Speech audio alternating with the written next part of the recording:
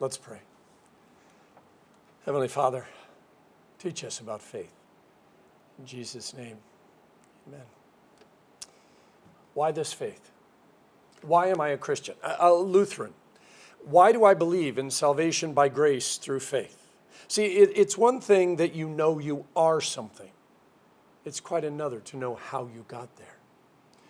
I was standing in the San Jusangan-do Temple. It's in Kyoto. It was my 11th shrine or temple that I'd visited that day. But this one really stood out. Built in 1164 AD, it is most famous for the 1,001 statues of Kannon, who is the Hindu goddess of compassion. She has different names among the Buddhists and the Hindus. She's worshipped by the Buddhists for her healing powers and her care of those who are suffering. There are 28 sculptures of other Buddhist deities, guardian deities, each with a short description of who they are and why they are to be worshipped. My favorite was this wild-eyed statue that was supposed to be the god of music. However, the little plaque underneath him said, because he's half naked and he has an angry face, we may have him mixed up with another god. There weren't too many of us tourists, and most of the people came to light incense, clap, to bow before the statues. There was a father showing his son the proper ceremony that he was to conduct. There was a school group that did everything in unison. There was the old man who could barely walk and almost fell down when he put his cane aside in order to clap and bow. There are close to 200,000 shrines and temples in Japan. The difference between the two is shrines are a place of worship for Shinto, dedicated to the kami or spirits, and temples are dedicated to the worship of Buddha. Shrines have a torii gate and temples usually a pagoda. It's very simple. They both have prayer gardens and gift shops. What really hit me was the realization is if I had been born in Japan, I would most likely follow one of the Eastern religions. Christianity only makes up 1% to 2% of the entire population of Japan. There are only 30,000 Lutherans in Japan, not 30,000 churches, 30,000 Lutherans. So the likelihood of me being a Christian, let alone a Lutheran, is infinitesimally small if I had been born in Japan. Think about why you were a follower of Christ. Think about why you wound up in a Lutheran church, or at least watching a Lutheran service online. Think about all the twists and turns that brought you to this place and this time. Where did your parents and grandparents worship? Was there a time when they, or maybe you, were a prodigal? Do you think much about why or where or what worship and faith is all about? For the next month, our theme is going to be why this faith, this in all capitals. We'll explore both the big picture and the infinitesimally small picture. See, the Bible says that God doesn't want anyone to be lost for eternity. That begs the question, what about all the people who live in places where Christianity is illegal, unknown, or an infinitesimally small minority? Growing up, every Sunday we prayed for the heathen who needed to be saved in all of those places, rarely stopping to admit that we were simply another type or kind of heathen who also needed to be saved. Now that I'm grown up, at least mostly grown up, because most of you know me, I struggle to ask the right question when it comes to what about all those people? But also, what about all of these people? People love labels. They like to put everyone into nice little boxes that are neat and tidy. That way, when you say you are a Republican or a Democrat, a Baptist or a Catholic, an Aggie or a Longhorn, they know exactly who you are because it's that simple, except it's rarely that simple. When people ask me what religion I am, I tell them that I am a follower of Jesus. Then I pause. If they press me further, I let them know I tend to express my faith mostly through Lutheran doctrine and practice. There are a lot of people who don't like that answer because it doesn't fit their nice tiny little boxes. See, heaven is not going to be made up of Lutherans, Catholic, Baptists, Nazarenes, Pentecostalists, etc. It's going to be made up of people who are followers of Jesus. When Jesus invited people to be his disciples, he didn't say, "Come be a Christian."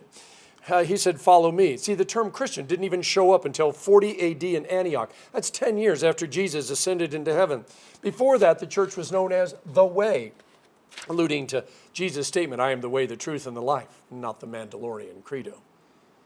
All these denominational and synod labels are how we divide the church up, not how God sees us.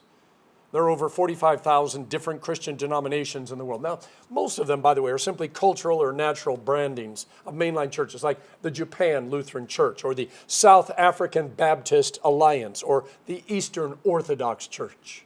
Others are wholly and defiantly their own. They're unlike any other group. Each has what I call their signature belief, the one thing that sets them apart, like speaking in tongues, or the day of the week that they worship on, or how their church is governed, whether they're law or gospel-based theology of salvation. Certain cultures and ethnic groups accentuate certain teachings or doctrines or worship styles. I was asked to lead worship at an Inupiat church well above the Arctic Circle, and I preached for about 15 minutes and sat down.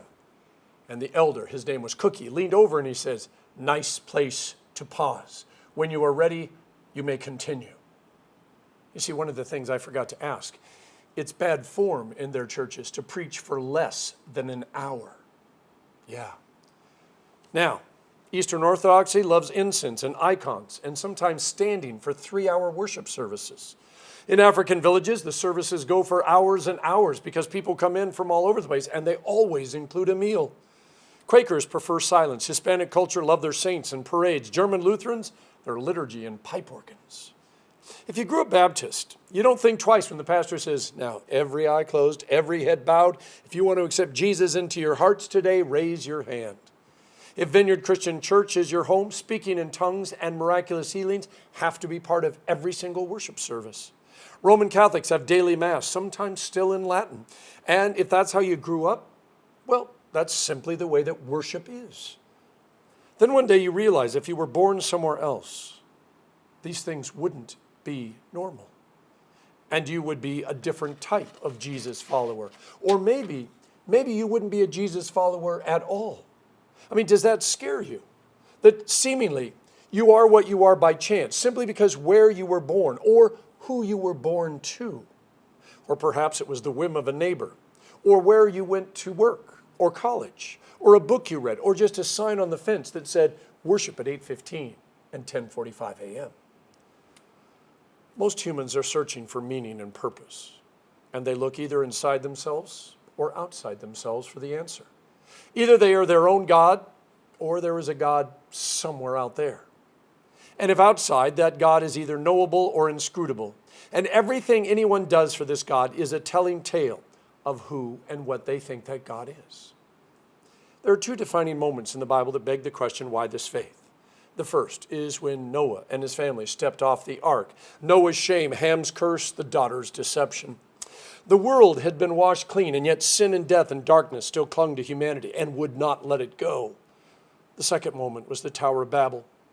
Humanity striving to prove just how great and powerful they were by literally crawling up to heaven and saying, hey God, knock, knock, we're home.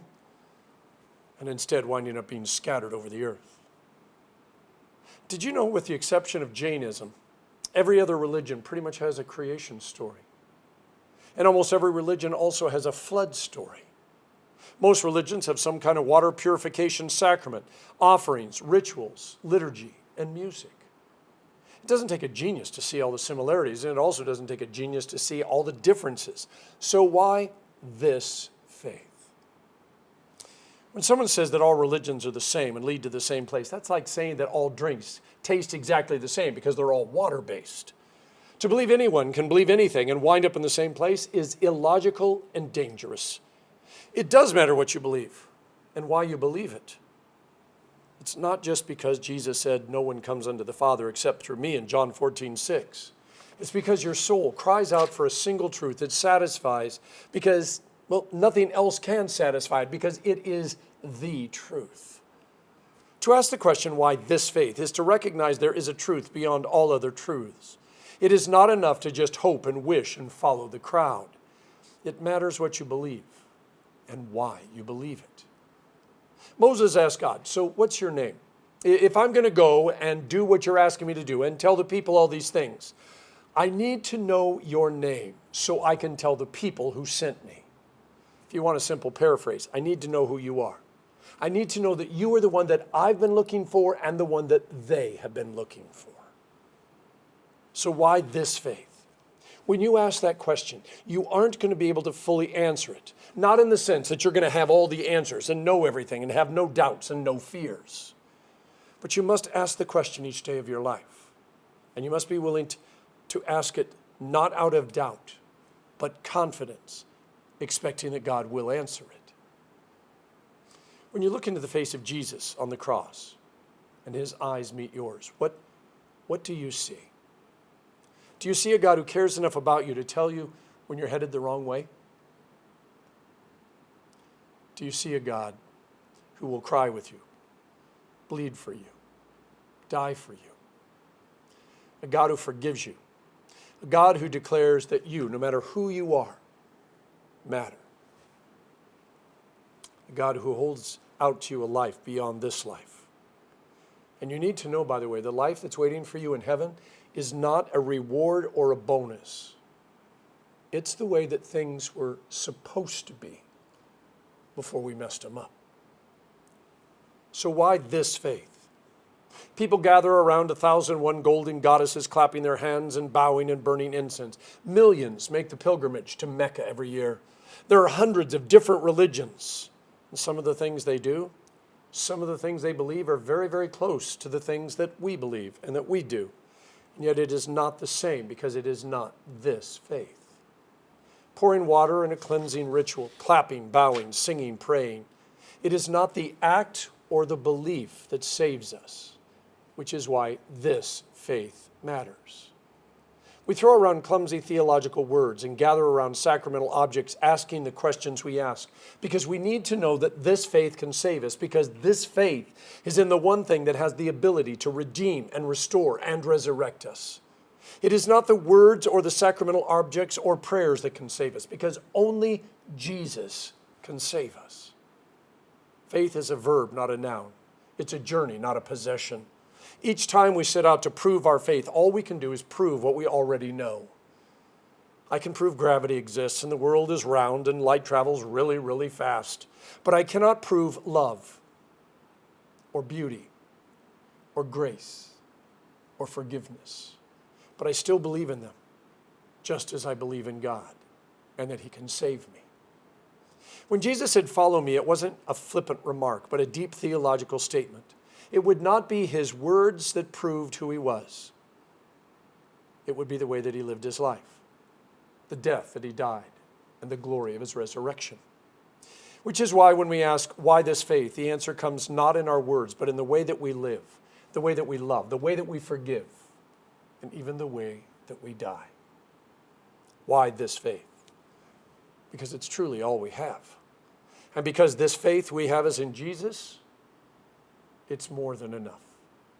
In the name of the Father, and of the Son, and of the Holy Spirit. Amen.